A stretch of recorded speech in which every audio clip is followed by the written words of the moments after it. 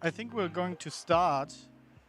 I was told that you need to put the channel on 0 in order to hear me over the microphone and the headphones and not in the room. So, good afternoon. Great to have you here, day 2, OMR. Hope you're all sober and ready for some living room action.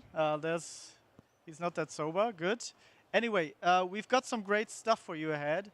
1.5 hours is quite a long time, so let me give you the cliffhanger up front. We have a quiz at the end, going to explain it. So it makes sense to stay at the end. We have some nice giveaways. So let's get into it. All eyes on the big screen. What do we want to do today? So we want to talk to you about a couple of things that are going on in the living room. I imagine you have a lot of pictures in your head, but what I'm talking about is media consumption. We did quite a sophisticated study beginning of this year, and we want to show you what kind of insights we got from consumers about the living room, about their media usage, and how you as advertisers, as agencies, as smart people can use that in order to make the best media investment decisions possible. So, it should click, but it doesn't. So let me do the old school way. This way. A little bit of a pre-roll up front. So if you're interested in the full study and the white paper that we just published, go to this URL, newlivingroom.tv. And also, we're looking for a couple of smart people, so if you're interested, reach out to us at the end. I believe there's you have some flyers on your chairs as well that point you in the right direction. Now, as I said, so we're going to have a quiz at the end. You need your mobile phone with it. It's with that nice Slido app on the Slido.do URL. You don't need an app. It's Slido on the browser. And Sebastian will tell you later on how to do it in specifics. Now, let's jump right into it. Why did we do this study? Why did we try to investigate what's going on the living room? So first of all, I mean, all of you are in a masterclass. You're all masters of media. So you know that the world is quite changing a bit when it comes to media consumption. And one good indicator is obviously the advertising industry. And what we see at the end of the day is that there is a more, let's say, equal and balanced distribution of spends if you look across the big linear screen, the connected screen, and all of the online video screens. At the end of the day, what you can argue is that in Western Europe, where we are, the distribution is still very much in favor for the linear signal. But as a good indicator of what's going on and to understand that our big screen is changing quite a bit, it's always good to look at the US. And here we see a more balanced view of advertising spendings being distributed across linear, across connected TV, and across digital. So this was the starting point for us to really think about how can we understand what's going on in our industry in a way that helps you to do the best investment decisions possible, and that helps us as publishers and broadcasters, as media companies, to really make the best out of the connections in the living room. So there are many moving parts in this ecosystem of ours. There's really an explosion of devices. I mean, everybody at least has one phone, one Nintendo, whatever. I mean, we have so many screens around us, right, each day. There's an explosion of content going on, right? So each one of you has the opportunity to watch more content in a day than probably your grandparents had in a lifetime. So if you want to spend your days with content, there's more than ever.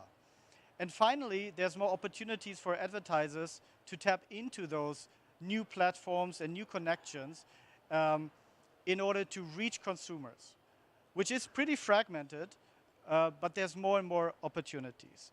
Now, for us, the starting point really was to understand what's holding these puzzles together. And if you look at it, they all have one common denominator, which is at the end of the day, you.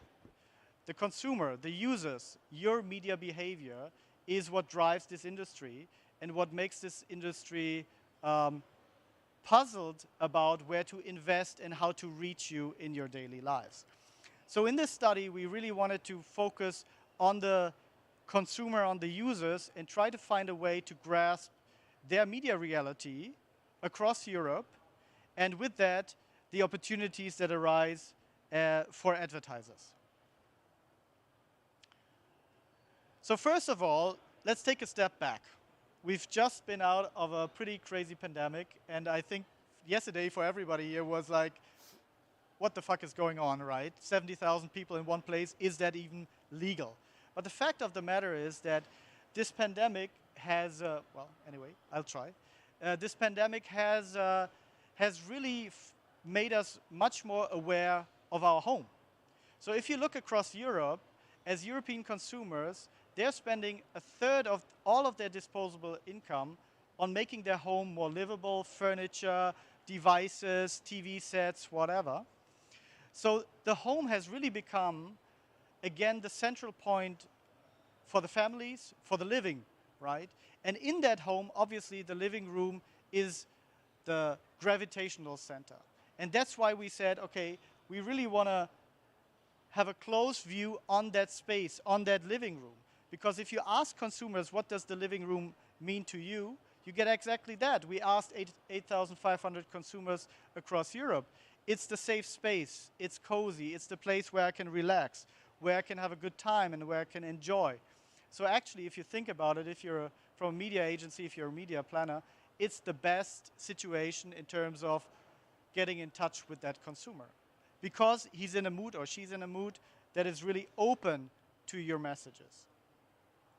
Now, if we take a closer look at that living room across Europe, what do we see? We see two bigger trends, or two bigger, let's say, directions how this living room has again become the center of our lives. So the first is, who has kids? Raise your hands.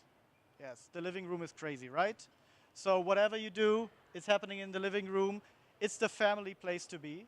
It's the place where all the fights, where all the loving, where all the hate, where all the arguments and all the joy happens at one point. That's for sure. But it also has become the new office, right? So how many people are working from home regularly now? How many of you are working out of your living room? Well, see, it has become the new office, de facto, right? And what we saw in the studies, especially younger audiences, which I would suppose you are, the living room has really become a centerpiece in terms of your daily work, right? You spend a lot of time in that place. So, concretely, this is what we did. We tried to really get an idea of what is happening in terms of media consumption in the living room on two dimensions. First, we went out and we had 18 very in-depth interviews with consumers in France, in Germany, and the UK to talk about what are you doing in the living room, what's the media types, send us some pictures, like really qualitative approach. And to verify that, we started a big quantitative survey across Europe in 10 countries, 8,500 respondents, to find out where's the beef, like what's happening in terms of media consumption and how can we tap into that as advertisers. What's your notion as a consumer regarding advertising, regarding connected devices, regarding addressable TV, etc. So we really tried to do a holistic view on what's happening in European living rooms. Now, if we jump in to the new life of the living room, I again would suggest that we take a little bit of a step back. So before we started to dig into what's happening in the living room, we really wanted to understand what's happening at home, right? So we asked a very simple questions to 8,500 people. So what's your, the three most favorite activities you do at home? Now again, there are, you have some thoughts about what these activities are, but de facto, more than half of the respondents said that watching videos is in the top 3 of all the activities you could do at home, of all the things that you can think of. top 3 activity, watching videos. If you go to countries like the UK, like Norway, like Sweden, it's even more. It's over 60% claim that watching videos is one of the top 3 activities I do at home. Except in which country? This one, right? So gardening, cleaning, do-it-yourself is on top for the Germans, and watching videos is, I think, 4th place in that one. But video is a major part of our lives in the home, right? Now the question is, at the end of the day, where do we go when we want to watch video, right? So we again asked everybody, okay, so what is your go-to device? What is your go-to screen when you watch videos? Well, as you see, 75% of all the respondents came back, it's the biggest screen I have in the house, right? In countries like the Netherlands, it's even higher. It's the main center point of the household. Now we know the big screen is the screen for watching videos. Videos are what we do, like top 3 activity. The question is now, how much time do we spend with it, right? And there you can see that the big screen again is in the pole position because more than 60% of our video watching time we spend with the big screen. So it has really become, again, a main connection point for advertisers and brands to reach out to possible consumers. And that's why you get quotes like this from David out of France saying, you know, as soon as I'm in the living room, I turn on the TV, right? We'll talk about what's going on the TV and what TV is in a bit. But the fact of the matter is that, first of all, our home has really become, again, super important in terms of how much time we spend, how much money we spend on it. Within the home, we see that video is the dominant activity of all media activities. And thirdly, we see that the living room and the big screen in the living room is really the place to be if you want to reach consumers. And that, as you would figure, has accelerated dramatically through the pandemic. So we asked again our respondents in Europe, would you say that you watch more, that you use more the big screen and watch more TV than before the pandemic, or less? And what you see is 2 things. First of all, 1/3 of all the respondents claim that they now watch actually more. And the other thing is that the young target audiences, so the crowd here in this OMR event, actually over 35% claimed that they now use it more than before. So again, we see that the big screen has become, also for younger audiences, the centerpiece for video consumption. Now, if you look at that big screen, what can you say? Well, first of all, everybody has one, right? I mean, another nice question. Is there anybody who doesn't have a bigger screen in their homes? Okay, so what's the biggest screen then? A laptop or? Okay. Okay, but you're not living at home and your parents have it downstairs? It's like you don't have it at all. I don't have it, okay. So then you don't belong to the 92%, so you're 8% of the European population that we asked. So 92% have a big screen in the household. Of those 92%, 71% have connected their screen, and we will get to that with Sebastian in more detail later on, because that's a really important point. And now, during the pandemic, these big screens have been renewed. So over half of the respondents claimed that they bought a new TV set within the last 2 years. And from the younger target audiences, it's close to 70% that bought a new TV set in the last 2 years. So that means is you have now a lot of Europeans at home with big screens, except the ones that just raised their hand. And that screen is connected, and it is pretty new. And if you ask them then, those 92%, not you, what do you expect from your big screen, right? Like, so what is it? What's important when you look at the big screen? So first of all, size matters. It needs to be bigger. So screens get bigger and bigger, which is an important point because it also means that your message gets bigger and bigger. But close to 40% say it needs to be bigger than the last one I had. Second, it needs to be better. It needs to have a better resolution. I mean, I can already claim I'm pre-HD generation. I know how television looks like in SD quality, right? But now we talk about 4K as a minimum standard when it comes to the screen and the quality of the message that you want to see. And finally, very important point, close to 40% say it needs to be smart. It needs to offer me, it needs to be more than just the lean back television we all knew. It needs to be a gateway to a lot more content and to a lot more experience. Right? And that's the point where we want to really dig into with Sebastian in a second. Because if you look at it, connecting your TV set, if you have one, to the internet is not a gimmick anymore, right? So again, a little bit of a poll here. So please don't raise your hand of the 8% that don't have a TV screen. Of those who have a TV screen, how many connected it to the internet in one way or another? Well, that's everybody, right? I just claim it's everybody. So, and that's the reality. So what you see is that 80% of all the respondents that we asked that had a big screen, of those 92%, right, have connected it to the internet. So that's not a future scenario anymore that you have the possibility to reach consumers with a digital message on the big screen.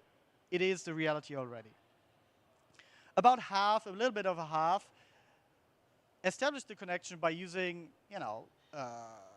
Amazon Fire TV stick or some kind of stick or dongle to connect the TV sets. But it's very interesting that also the set-top box, and that's something we in Germany are not so familiar with, but if you look at countries like France or the UK, the set-top box, mainly from the telco providers, is something that is hugely distributed and connects the big screen to the internet, right? And that's really where the magic happens, because if you look at it, this new living room is full of opportunities, but also of challenges when it comes to reaching the consumers. So what you know until now is, so first of all, the home is again super important. I mean, if you're trying to buy a home at the moment in Germany or wherever you are, you see how important it is because the prices are ridiculous. In the home, the living room is really the centerpiece of action, the love, the hate, the joy, everything happens there. And within the living room, the big screen is the one where consumers go to in order to watch video. And finally, that big screen with all that video in the centerpiece, in the good mood room, is connected, heavily distributed across Europe and heavily connected. And that offers a lot of challenges, but also a lot of opportunities. And that's where we dig deeper now with Sebastian to look into what are these challenges, what did we find out in the study, and how can you use that to your advantage? Thank you. Does that work without the mic? Works. Okay, cool. Yeah, thanks for the context. Thanks for so many insights into your living room, Daniel. Hate, love, joy. Thanks. I will use the numbers, the figures, the insight that we have gotten from that very impressive research. So it's for download. You have seen the URL. You will see it later. You have it on your flyer, so don't forget to do it. But I will use that context to also give you some insights and solutions. But also with that, we need to face some challenges that come with these new developments in the living room. Because that's a very nice story, but for advertisers and broadcasters, taking the broadcaster perspective, we, smartclip and AdConnect, belong to one of the largest media houses, broadcasting groups in Europe, and that whole trend and change of consumption, especially within the living room, and when talking about the big screen, about the TV, also means a lot of challenges. And I will guide you through some of these challenges and how we, as smartclip and together with AdConnect, try to tackle them, find solutions, products from an advertiser and broadcaster perspective. The first one definitely is fragmentation. I mean, you can already guess, it's not that we just use and consume linear TV. There's a lot of more happening on these smart TVs. Surprisingly and positive for us as being a broadcasting group, linear TV still plays a very big role on the big screen. But of course, there's these AVOD platforms, there's YouTube, there's broadcast VOD services, there's SVOD services. So there's a real, there's a true and challenging fragmentation of content, services, offerings, which on one hand means a lot of options for consumers and selection and varieties, which is great. That's what we all love. But from a broadcaster perspective, it's a challenge. So how can I reach these audiences that are scattered throughout these many platforms and solutions? And when we dig deeper into the service offerings, of course, it's obvious when we look into our top 10 European countries, there is the major international players that are driving the consumptions to their services and solutions. So these big SVOD services like Netflix, Prime, Disney, HBO, you name it, we all love them, we all use them on our nice smart TVs at home, are great, but that's not even advertising services. Okay, let's wait and see how and when Netflix and the others finally tackle the advertising solution. They will come up with something, so we are also looking very forward to that new change. But when we look into Europe and these markets, what we have also found out is that there is a lot of very impressive broadcaster VOD services like ITV in UK, TV2 in Denmark, Sisplay in France, Videoland in the Netherlands, and of course RTL Plus. Many of you are Germans and you might know RTL Plus as a nice BVOD service from RTL Group. And also from what we see and what we figured out in our research, there is a clear and true trend for broadcasters to heavily invest in these products. So they're all aiming for providing to you consumers, but also of course advertisers, one-stop shops to put all their contents into their streaming services and even form alliances between streaming services like we see in France with Salto TV. So there's even major broadcasters forming alliances to reach the scale that TV traditionally has within these BVOD services. But let's look into RTL Plus. What does that mean? Just as an example, in Germany, so you have all that nice stuff sitting on your RTL Plus service, like linear live, BVOD, AVOD, SVOD, and that's where we come in as smartclip and tackle that first challenge, being the platform that solves that challenge from a broadcast and advertiser perspective, to be that platform, that tech solution, that ad tech, to provide 100% addressability throughout all these streaming contents and sources, which also includes linear live, which I will dig into later on. So that's the first solution, or that's the first and major important positioning of smartclip when it comes to these challenges from a broadcaster perspective on the big screen. But also when we look into consumption and business models and being a broadcaster, of course, there's the advertising piece.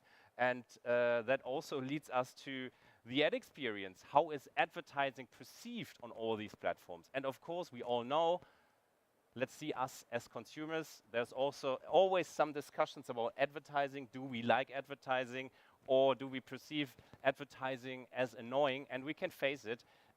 Most of the cases, consumers will respond to, oh, I don't like advertising, it's annoying. And that is, in essence, is very similar throughout all platforms and throughout all services where advertising happens. So advertising is perceived as annoying, is perceived as negative, and we looked deeper into what are the main pillars of pushbacks from advertisers. What are the main factors? Why don't they like advertising? So ads are disrupting. There's this ad break that annoys me like every 10 minutes. I see the same ads on and on. These ads are irrelevant. So that's some of the main challenges that we see and have figured out in our research, and of course that we are facing every day as being a media sales company. But looking into what we can do now with smart TVs and all that data and tech, we see a true opportunity by comprehensive use of data and technology to also tackle that challenge. And when we look back, and let's take the big screen view, and let's take the traditional linear view again, what has happened in the last 5 years on the big screen and traditional linear TV is groundbreaking, is a nice word, so I'll just use it now. There is these devices out there.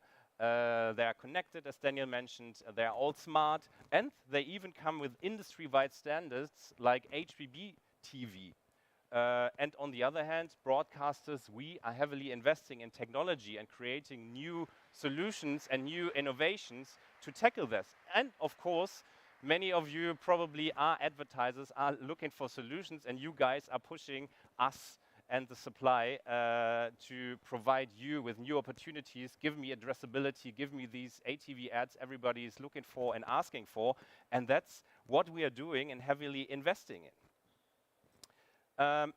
And using all these new standards, let's take HBB TV, there is stuff where we tackle the disruptiveness, the irrelevance, and the repetitiveness. And one nice example, which we have seen with a huge success, is the L banner, or as it is used as a product name in Germany, Switch in XXL, which exactly does that. It smoothly fits into your linear live TV experience. It's not interrupting as an ad break sometimes does. It sits within your content experience, and of course we attach data to it to make it targetable, and we deliver it on a one-to-one basis via our ad service onto the big screens within linear TV. And that's a video and a use case I, of course, would like to show you how it looks. It's a 10-second L banner as an example, which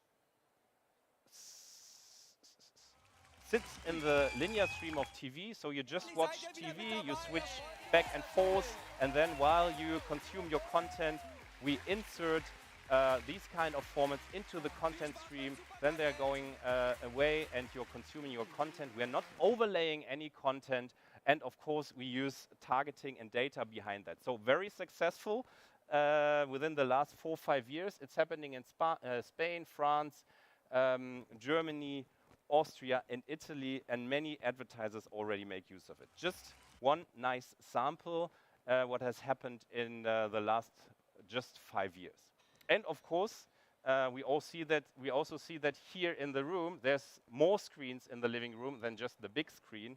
There is desktop PCs, mobile phones, so I see many people using their mobile phones while I'm talking about great stuff on the big screen. But that's what's happening while you're consuming TV content. And also that is something what we are tackling by integrating the big screen into the user journey. So connecting the big screen with all the other devices that sit and are being used in a household. And with that, we use the smart TV and the smart TV technology to connect all the devices within one household. So we use the smart TV, the technology that sits in these households, use it as an anchor device, and based on that create household IDs, household graphs, where we connect on our platform all other devices that belong to one household. So there we use an algorithm, frequency of connections via the same Wi-Fi, to that one smart TV, which sits in your living room, is not being moved like all the other devices. So that's why it is our anchor device. We connect all the other devices and have these household graphs, exactly know how many other devices belong to that household, to that smart TV. And based on that, we can build use cases, advertising use cases, like retargeting and storytelling cases, where we then essentially can use traditional TV campaigns and achieve incremental reach on any other device, like on mobile devices, because we exactly know which household has seen which TV ad, which traditional TV ad, as it runs on a smart TV. We have that data. and also can then build cross-device storytelling use cases where we then could prolong or do prolong the story that a TV campaign tells onto other devices that belong to that one household. So that's our cross-device targeting solution, also very successfully launched already in all the markets. As mentioned, France, Spain, Italy, Germany, very successful product as this truly dissolves the borders between traditional TV, that dumb TV that has been sitting there for decades, and now it's a smart TV, and now everything belongs to a digital user journey, which is highly attractive for advertisers to connect these worlds. And of course, consumers expect personalized ads. I've hinted to that in my earlier slides. Personalization is something which is embraced well by consumers, and looking into the data, 71% of consumers say, hey, yeah, I would like to see personalized ads, personalized brand communication from advertisers. By that, I would maybe perceive all these ads much less negative than I usually did it. And that also leads us, and there might be some question marks already in your heads. Okay, you were talking about the L banners, you're talking about the big screen. So what's happening with that traditional TV ad break? Yeah, and we can say the change of the ad break is in full swing. So we already customize, we personalize the ad break that was a one-to-many product for so many years, but now we can fully customize the ad break by using the data points we get from the smart TVs. There is behavioral data, so we exactly know what the behavior pattern on each TV is, what programs are being used, watched, at what time. Is that a prime time device? Is that a heavy viewer, or is that just a viewer which watches a lot of TV content during morning times? Device attributes, like obviously you digital guys might not be surprised. Of course, we can attach regional targeting now to TV campaigns. We can ingest real-time data from third-party sources, for example, stock market data, weather data. For additional targeting purposes, we can ingest social demographic data from first-party data, first-party sources like broadcaster VOD services where you might need to subscribe, but also we mingle in panel data from AGF, Kantar, all these guys to add an additional social demographic targeting layer, and of course contextual data, applying data that is contextualized obviously to the content that is currently being watched. And with this, I've said it before, we fully customize and make the TV ad break fully addressable. Just a sample here. So every household then in future, and already today to a certain scale, receives a different ad break. So just some samples here. We exactly know that this TV sits in North Germany, watches sports programs, is a primetime viewer, as I've also mentioned before, and other devices sit in another region of a country like Germany, and by that the ad server decides to customize a fully different ad break.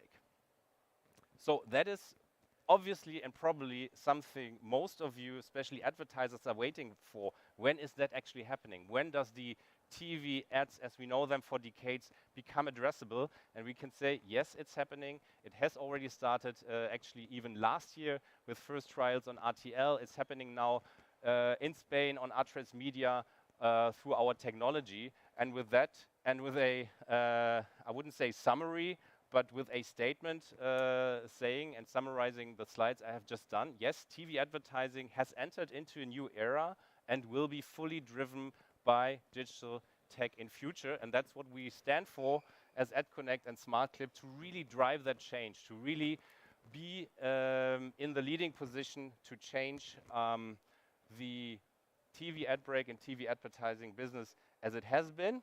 But of course, we are a broadcasting company. TV advertising still has a big stake, as we have seen it in the numbers, but that is definitely something which is part of our vision. And Daniel, let me know what's next. So what's next? I think what we can summarize is, if you look at the consumer, if you're looking to connect to possible consumers, the big screen with all the possibilities that are out there now is really what's important. Yet, and maybe you can click, what we also saw in that study is the consumption habits across Europe are very different, right?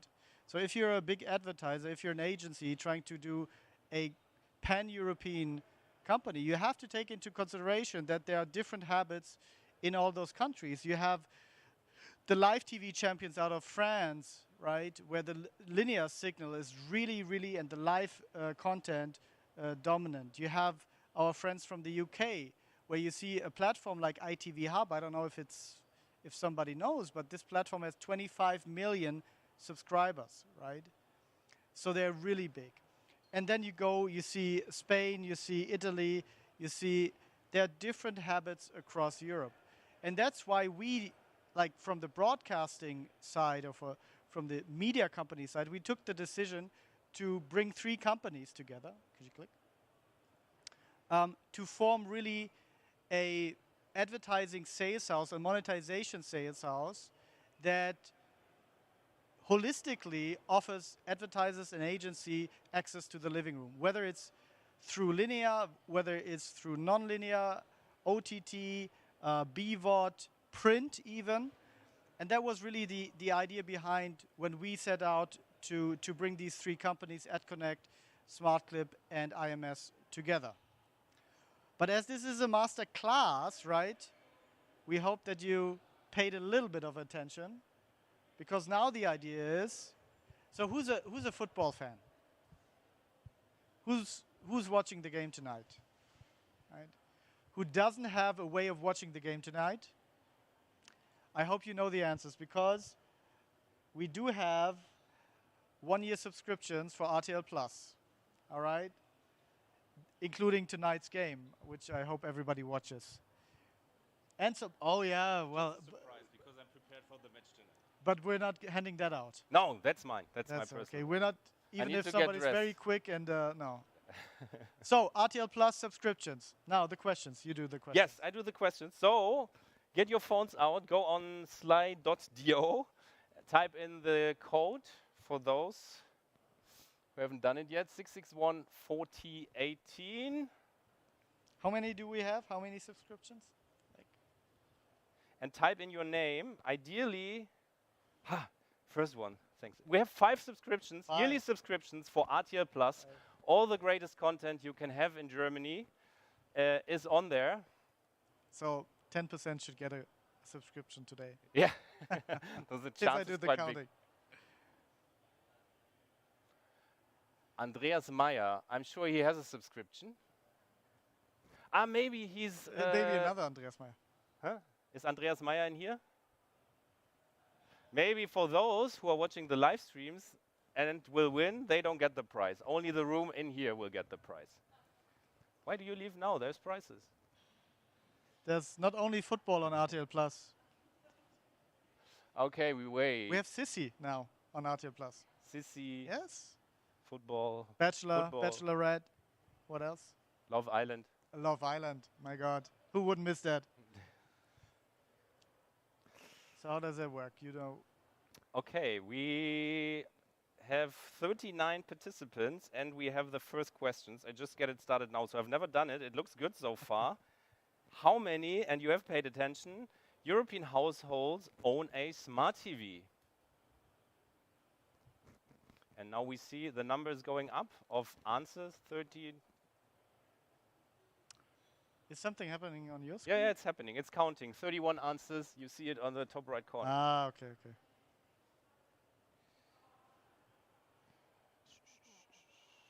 I don't know. And it's good to answer quick and fast, because that also pays to your ranking. Sorry, I didn't mention that. But we have 2 more questions. Well, you have to be right and you have to be fast. You have to be right and you have to be fast. And the rightest and the fastest. Let's have a look. Yes. 68% answered with 71% own a smart TV. That feels right to me, but let's have a look. The correct answer is 71%, so that's a good ratio The here. 5% slapped, I think. We have a ranking. Michelle is leading 7 seconds for the first question, but there's no prize yet because we have a second question. What is the percentage of consumers expecting personalized brand communication? It's a class, huh? It's classroom. You have That's to a work tricky one. to get your RTL Plus subscription. Quick, quick, quick.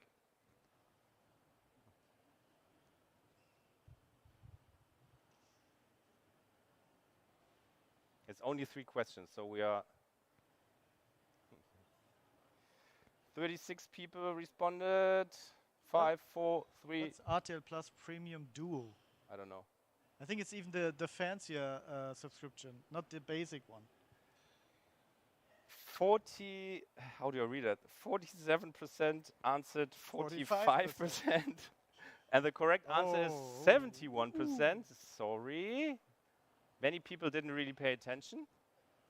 That wasn't your part. Because you're doing I some think. stuff on your smartphones all the time. Sorry? I think that was in your part. That was in my part, yeah. And Timo is leading now. Okay, fingers crossed for all the people here. It's the last one, right? The last question. Which European sport event will be streamed live on RTL Plus tonight? Oh my God. Okay, that's an If easy it's one, not but I had to do that because... If it's not 100%. Yeah, because what do we do Daniel then? and myself, we are both Eintracht Frankfurt fans. We just figured out last week. Yeah. Are we still in time? Do we take the jet then after this and go to Sevilla? Yeah, we need tickets, by the way. Anyone here with tickets? Okay, 37 answers, 100%, yes. Finally. Okay.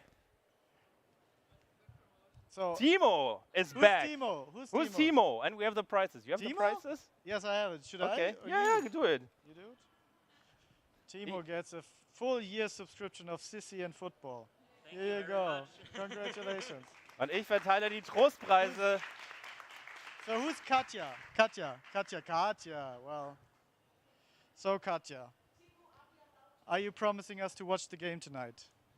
Ich habe hier noch Trostpreise. Who didn't take part? Lanyards, smartclip lanyards, beautiful ones. Steven. That was You were look the desperate. one that didn't have a. Yes, perfect. You can watch it on any device. Lanyards. Anni? Who's Sorry. the next? Wenn ihr Anni? mich überhaupt wollt. Who's Anni? Sind die schön genug? So what's the other team Du playing brauchst against Frankfurt tonight? Oh, sorry. The other team. Yeah, right. Well, enjoy everything else but football on this platform. Yeah, exactly. There's Sissy. Who's it? Froni.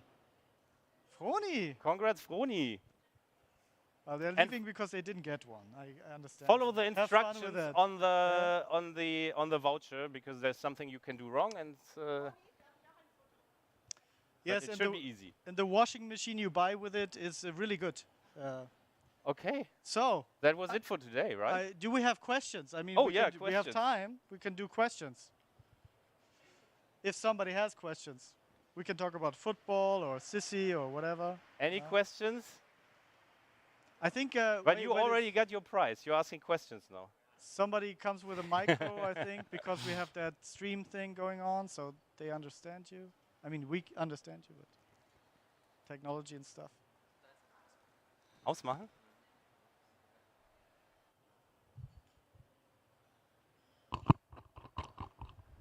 A question. Okay, I just wanted to ask, because I don't have any pre-information, so I just wanted to ask what is S-Word, A-Word, B-Word, and HBBTV? Because I really haven't heard of that at all previously. That's probably the best question because we jumped in here and put all these abbreviations. Well, it's a masterclass, right? What is he? He's waving. Do you answer the question? Sorry, very good questions. Sorry again for just putting up all these abbreviations. SVOD, subscription video on demand service. For example, Netflix is a typical SVOD service, AVOD is advertising video on demand like RTL Plus is, HbbTV, that's the most clunky term you currently have in the TV industry, which means hybrid broadcast broadband TV, which means it is the combination of digital technology and traditional linear TV, which makes all the stuff happen that we have just been showing, like the L banner or the full addressability of the ad break. Welcome. Any other questions? One more.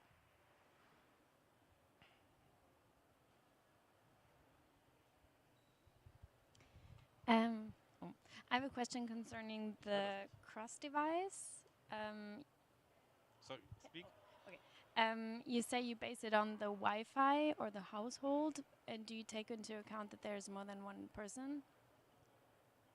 Yes, of course. Very good question. Yeah, because the smart TV is not an individual device. So when we use the cross-device technology, of course, we also have to put some algorithm behind it so that we can, as best as possible, also know what kind of consumer or what kind of target group is in that living room or in that household. So what we, for example, can do by the viewing patterns, knowing how many people live in that household. So it's pretty easy, ask our tech team and data team, to figure out how many people live in that household. It's also, for example, doable to see, hey, there's kids in the household, is family, by the viewing patterns, by the devices, at what times the devices are being used, for example. But a very good question, yeah. Ich muss immer näher kommen, weil sonst höre ich nichts. Ja. Just wanted to ask, how do consumers know that their ads are personalized? So how, for example, my mother doesn't know how if she's got personalized content or not. Yeah, ideally, or they probably don't know, and that's also the beauty of a good addressable TV solution, to not to change the viewing consumption. When we speak about the TV ad break, of course, the viewing consumption should stay as it is, should smoothly be happening, but of course, your mother might perceive these ads more positive because they are more personalized. But in fact, you don't actually see it, and from a broadcaster and also advertiser point of view, you shouldn't see the difference in the end. But of course, I mean, of course, when you buy a smart TV, maybe that's also a data consent question. So usually that comes next. Then when you buy a smart TV, you have to give your consent that you are connected to the internet, that you might be sharing some personalized data. Or you can always say, hey, decline, I don't want to share any data, and then you don't get any personalized ads, and we wouldn't be able to do that addressability as we have shown here.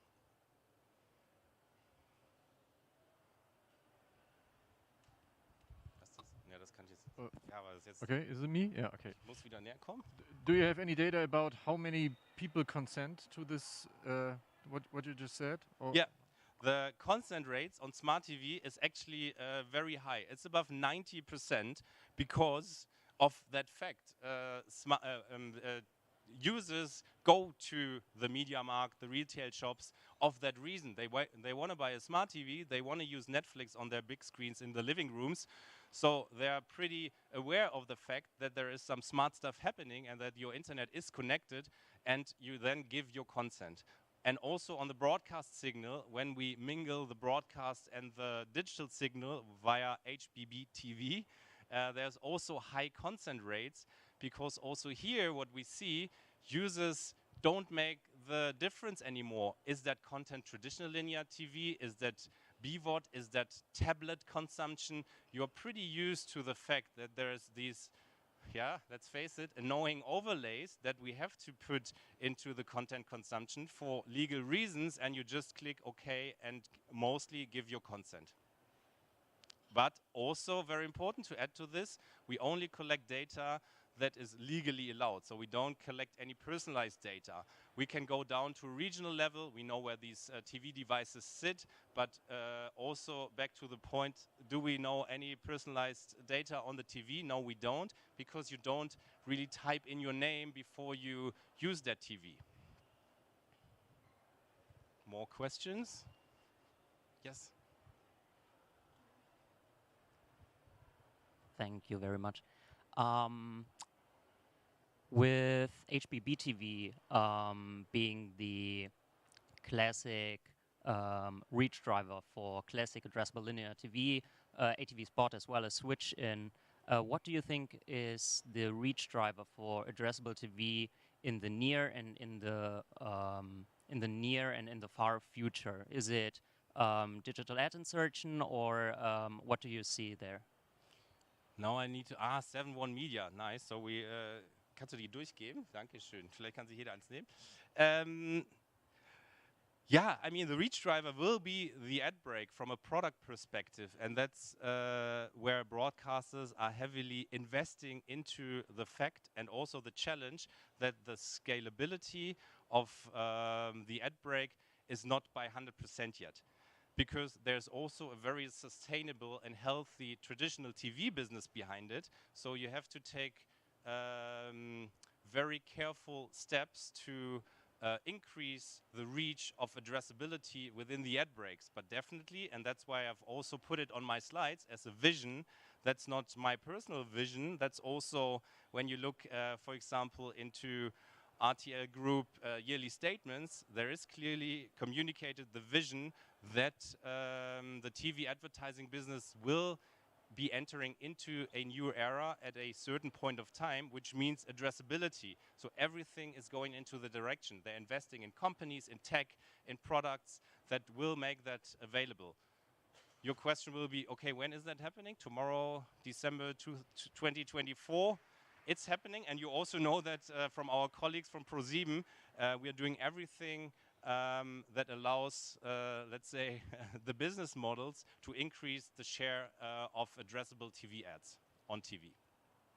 And also, on the other hand, they're investing in OTT services, BVOD services, because that's the other trend that consumers are moving into the usage of these OTT services, these digital services on their mobiles, tablets, desktops, and so on.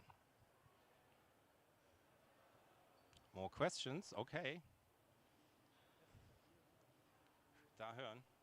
Da muss ich mir das so aufsetzen. Kannst du hören? Ja. I just have one more question. You probably already answered at the beginning, but I missed it maybe. Where do you get your data from? Like, do you work with Samsung, or who do you work with? That's also the beauty of HbbTV, hybrid broadcast broadband TV, an industry-wide standard, which is in control of the broadcasters. So the broadcasters that make use of HbbTV, that sits on the devices. So there is an industry agreement between the TV industry and TV manufacturers like Samsung, LG, Sony, and all the others, that they have to implement HbbTV, but HbbTV is under the control of the broadcasters. Initially, HbbTV was meant to be, or was meant to enable interactive content services, like today we would call it a red button service or catch-up services. So that was the initial idea, but on top of that, companies like ours build products like addressable TV on top of these services that makes use of that standard, makes use of that technology. So the data that we can access to is the broadcaster data. Only they can use it, and only they can use it again. There was another question? Yeah. Ich muss dann auch hier. Yes, thank you. I just wanted to know, won't that change the whole process of selling ads for TV? I mean, what I thought is, like, if you don't have personalized ads, the sales is pretty easily because you sell the same ad slots for everybody. But won't it change the whole process of selling ads? How is it done now completely, if you have personalized ads? I missed the first part of your question. So the buying process is... Yeah, how do you, when you sell at time, I suggested it would be pretty easily right now because everybody knows which time slot he's buying. But if you do it like on a personalized basis, isn't it getting much more complicated in this way? Yes, very good point, because the beauty of traditional linear TV advertising is the standardization. It's very scalable. It's a super smooth process. And now the digital guys like us come into place and say, hey, let's make it addressable. And suddenly things get complicated. And in fact, that's one of the complications. I mean, how does that work? How many impressions do you serve to this to this TV device? How many impressions to this? You need a much larger volume of ads behind it on our ad servers. And then there's also the measurement questions. How do you measure that? There's a lot of different answers, and there's a lot of different topics in that. And it's a lot of complexity, but that's also something our platform needs to solve for, to actually make that happen and have these answers to it. On top of that, I think it's important to understand that the world is pretty different across Europe. Huh? So if you look at a country like Italy, you have a usage of linear TV per day of, what was it, 4.5 hours, 5 hours? So I think we are at a stage where we see that the big screen, that's where the magic happens. And now we need to see, okay, what does make most sense, right, for advertisers? What makes most sense for the consumers, right? Is it a linear TV ad, traditionally bought, traditionally played out, right? Where you get a lot of reach, right? And there's not such thing as waste contacts, to be honest, if you look at it. But the balancing, I think that's where everybody, the agencies, the advertising sales houses, the clients are currently testing what is the right balance for me to manage the reach, the linear signal, the new possibilities through digital. So it's going to be pretty exciting in the next 5 years, definitely, because we're going to see much more learnings and much more data and much more understanding of what's the right balance of using these different methods to connect to consumers in that living room.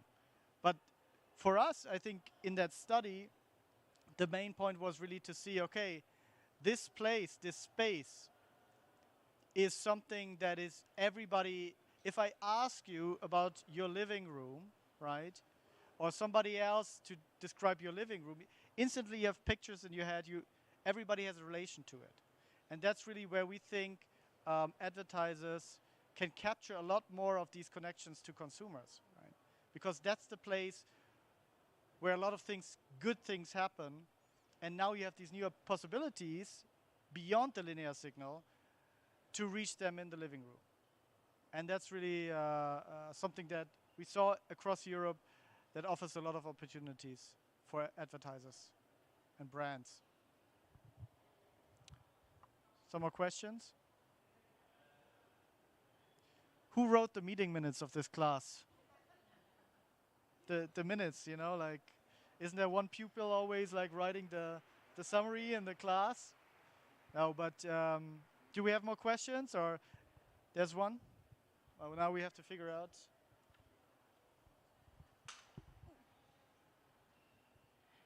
Hi. Wait. No. This one? Yes.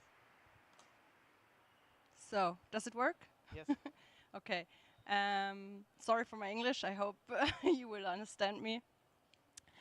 My question is, how good or how fast is this cross-advertising ads working? Because what I see, even here in the master classes, people sit there watching a big screen, but also are on their phones swiping through Instagram. So is it possible to show one ad on TV and show it in the same second or minute on the screen on the phone? It's Or cross-device. How good is it? How good is it? That was the. And how does it work? How immediately can we retarget a TV ad? So that's basically the question. So yeah, very good question. The concept is not really to say, okay, that user didn't watch obviously the traditional TV. It's more for advertisers to have the ability to know, okay, we exactly know how many people have been watching that TV ad. So we have a true reach of TV advertising exposure. And then on top of that, we can, during a TV campaign, during a TV flight, which might take 1, 2, 3 weeks, then either use, as I've mentioned before, the storytelling idea, the storytelling concept to add or to increase the brand messaging, or also during that campaign flight, increase the net reach, because we also know which TV devices were not exposed to that traditional TV flight. So the idea is not always to have that immediate reaction, okay, now you didn't see it. It's more on a long run, on a campaign flight period to use that cross-device concept. Okay, I don't see any raised hands, and I think time is over, right? No? Oh, we have 30 minutes. Oh, that's what you mean. We can do 30 minutes of Q&A, and but if all questions are answered, class is over, good to go. Let's fly to Sevilla or open RTL Plus and watch the football tonight. Thank you.